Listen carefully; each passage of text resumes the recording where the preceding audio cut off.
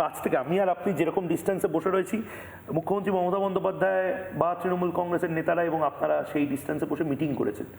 মমতা বন্দ্যোপাধ্যায়ের সাথে হয়তো আপনার প্রতিদিন মানে কথাবার্তা বলতে হতো যখন আপনারা নিজেরা দেখুন, 100 বার আমি মমতা ব্যানার্জির সঙ্গে দেখা করেছি, কারণ 10 বছর আমাদের জোট ছিল।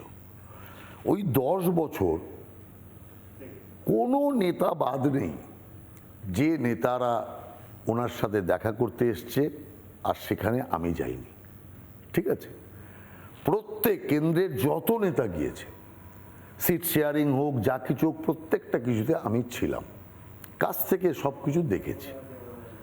সব কথা তো প্রকাশ্যে বলাটাও ঠিক নয়, কিন্তু আমি শুরুর থেকে, আপনি ওই সময়কার পেপার খুলুন, ওই সময় পেপারে তো ছোট ছোট খবর দিত, আপনি ওই সময় পেপার খুলুন, দেখুন আমি কিন্তু এই জোটের বিরোধিতা করে এসেছি শুরুর থেকে, কারণ এটা অসম জোট। সিপিএমকে সরানোর জন্য তৃণমূল বিজেপি জোট বেঁধেছিল, কিন্তু তৃণমূল বিশ্বাসঘাতক, এটা আমি শুরুর থেকে বুঝে গেছিলাম, যার জন্য ওই জোট থাকা অবস্থায় আমি বারবার এর বিরোধিতা করেছি।